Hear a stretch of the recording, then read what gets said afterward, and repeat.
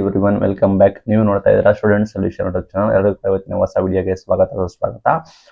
Seat ಇದು ಈ ರೀತಿ ಬರ್ತಾ ಇದೆ. ನಿಮಗೆ ಯಾವುದೇ ರೀತಿ you have not been allotted any seat ಅಂತ ಈ ರೀತಿ ಯಾಕೆ ಬರುತ್ತೆ, ಏನ್ ಮಾಡಬೇಕು, ನೀವು ಮಾಡಿರೋ ಮಿಸ್ಟೇಕ್ಸ್ ಏನು, ನೆಕ್ಸ್ಟ್ ಪ್ರೊಸೀಜರ್ ಏನು, ಈ ರೀತಿ ಯಾಕೆ ಬರ್ತಾ ಇದೆ, ಸೀಟ್ ಇದು ಹೊಸ ಅಪ್ಡೇಟ್ಸ್ ಏನು ಅಂತ ತಿಳಿಸ್ಕೊಡ್ತೀನಿ. ಚಾನಲ್ಗೆ ಸಬ್ಸ್ಕ್ರೈಬ್ ಆಗಿ ವಿಡಿಯೋ ಇಷ್ಟ ಲೈಕ್ ಮಾಡಿ.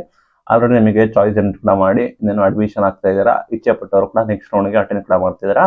ಬಟ್ ಮೊದಲನೇ ಬಾರಿಗೆ ಫಸ್ಟ್ ಟೈಮ್ ನಿಮಗೆ ಎಲ್ಲಾ ಕೋರ್ಸಸ್ಗಳಿಗೆ ಡಿಫ್ರೆಂಟ್ ಆಗಿ ನಿಮಗೆ ಡಿಫ್ರೆಂಟ್ ಟೈಮ್ ಟೇಬಲ್ ಪ್ರಕಾರ ನಿಮಗೆ ಚಾಯ್ಸ್ ಎಂಟ್ರಿನ ತರ್ತಾ ಇದ್ದಾರೆ. ಅದಕ್ಕೆ ಕಾರಣ ಕೂಡ ನಿಮಗೆಲ್ಲ ಗೊತ್ತಾ ಇದೆ.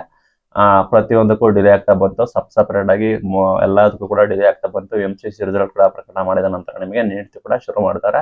ಎಕ್ಸ್ಟ್ರಾ ಪ್ರೊಸೆಸ್ ಕೂಡ ಇದೆ. ಇನ್ನು main thing you have not been allotted any seat ಅಂತ ಹೇಳಿ ಬರ್ತಾ ಇದೆ. ಸಾಕಷ್ಟು ವಿದ್ಯಾರ್ಥಿಗಳಿಗೆ ಈ ರೀತಿ ಬರ್ತಾ ಇದೆ ಅಂತ ಹೇಳಕ್ಕೆ ಇಷ್ಟಪಡ್ತೀನಿ. ಹೋಪ್ ಇಟ್ಸ್ ಫೈನಲ್ ಅನ್ಕೋತೀನಿ. ನಾನು ಟೆಕ್ನಿಕಲ್ ಇಶ್ಯೂಸ್ ಆಗಿಲ್ಲ ಅಂದ್ರೆ ಇದು ಫೈನಲ್ ಅಂತ ಇಷ್ಟಪಡ್ತೀನಿ. ಇದು ಫಸ್ಟ್ ರೌಂಡ್ ನಿಮಗೆ ರಿಯಲ್ ಸೀಟ್ ಅಲಾಟ್ಮೆಂಟ್ ಕೂಡ ಆಗಿರುತ್ತೆ. ಇದರ ನಂತರ ನೀವು ಚಾಯ್ಸ್ ಎಂಟ್ರಿ ಕೂಡ ಮಾಡಬೇಕಾಗುತ್ತೆ. ಇಲ್ಲಿ ಯಾವುದೇ ರೀತಿ ನಿಮಗೆ ಸೀಟ್ ಅಲಾಟ್ಮೆಂಟ್ ಆಗಿಲ್ಲದೆ ಇರೋ ಕಾರಣ ನೀವು ಚಾಯ್ಸ್ ಎಂಟ್ರಿ ಮಾಡುವ ಅಗತ್ಯತೆ ಇಲ್ಲ. ಇಲ್ಲಿ ಯಾರಿಗೆ ಸೀಟ್ ಅಲಾಟ್ಮೆಂಟ್ ಆಗಿದೆ ಅವರು ಕಡ್ಡಾಯವಾಗಿ ಚಾಯ್ಸ್ ಎಂಟ್ರಿ ಮಾಡಬೇಕಾಗುತ್ತೆ. ನಿಮಗೆ ಸಿಕ್ಕಿರೋ ಸೀಟು ಅಕ್ಸೆಪ್ಟಾ ಬೇಡವಾ, ಹೋಲ್ಡ್ ಮಾಡಿ ಹೋಗ್ತೀರಾ ಅಥವಾ ವಿತೌಟ್ ಹೋಲ್ಡ್ ಹೋಗ್ತೀರಾ ಅನ್ನೋದೇ ಚಾಯ್ಸ್ ಎಂಟ್ರಿ ಉದ್ದೇಶ ಆಗಿರುತ್ತೆ.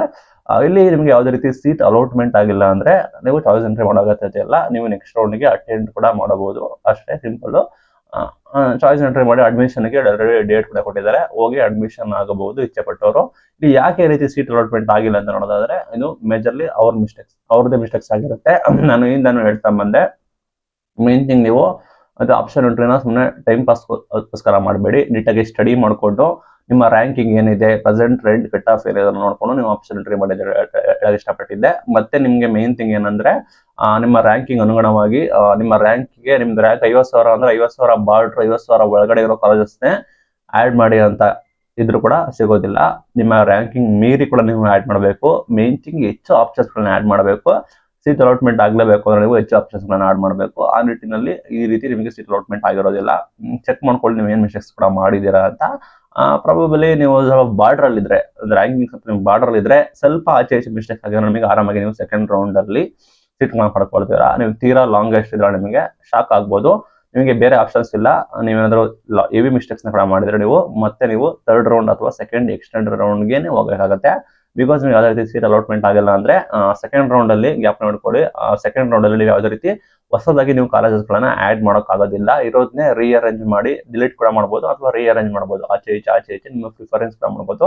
ಆ ನಿಟ್ಟಿನಲ್ಲಿ ಯಾರೆಲ್ಲ ಇದ್ದೀರಾ ಅವರಿಗೆ ಸಂಕಷ್ಟ ಆಗಬಹುದು. ಬಿಕಾಸ್ ಏನಂದ್ರೆ ನಿಮಗೆ ಸೀಟ್ ಅಲಾಟ್ಮೆಂಟ್ ಆಗ್ತಾ ಇದೆ. ನಿಮ್ಮ ಸೀಟ್ ಅಲಾಟ್ಮೆಂಟ್ ಅಲ್ಲಿ ನಿಮಗೆ ಸೀಟ್ ಸೆಕೆಂಡ್ ರೌಂಡ್ ಸಿಗದೇ ಇರೋ ಚಾನ್ಸಸ್ ಕೂಡ ಇದೆ. ಇದು ನಿಮ್ಮ ಮಿಸ್ಟೇಕ್ಸ್ ಆಗಿರುತ್ತೆ. ನಿಮ್ಮ ರ್ಯಾಂಕಿಂಗ್ ಅನುಗುಣವಾಗಿ ನೀವು ನೋಡಿಕೊಂಡು ನಿಮ್ಮ ಆಪ್ಷನ್ ಎಂಟ್ರಿ ಕೂಡ ಮಾಡೋದಿಲ್ಲ.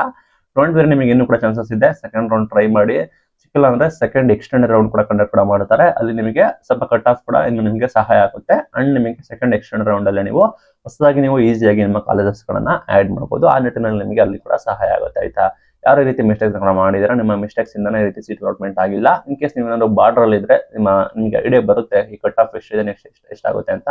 ಬಾರ್ಡರ್ ಇದ್ರೆ ನೀವು ಆರಾಮಾಗಿ ಎಕ್ಸ್ಪೆಕ್ಟ್ ಕೂಡ ಮಾಡಬಹುದು. ಲೈಕ್ ಇನ್ನೇನು ಪ್ರಿಫರೆನ್ಸ್ ಅಲ್ಲಿ ಮಿಸ್ಟೇಕ್ಸ್ ಕೂಡ ಮಾಡಿ ಏನಾದ್ರು ಆಗಿದ್ರೆ ನೀವು ಕೂಡ ಮಾಡಿ. ಮೈನ್ ಥಿಂಗ್ GM ಕ್ಯಾಂಡಿಡೇಟ್ಸ್ ಅನ್ಯಾಯ ಮಾಡ್ತಾ ಇದಾರೆ ಅಂತ ಹೇಳ್ತಾ ಇದ್ದಾರೆ. ಬಿಕಾಸ್ ಅದು ರಿಸರ್ವೇಶನ್ ಇರೋ ಕಾರಣ ಅವರಿಗೆ ಸ್ವಲ್ಪ ಸಮಸ್ಯೆ ಆಗುತ್ತೆ ಅಂತ ಇಷ್ಟಪಡ್ತೀನಿ. ಇದು ಇವತ್ತಿನ video. Thank you for watching till end. Thank you.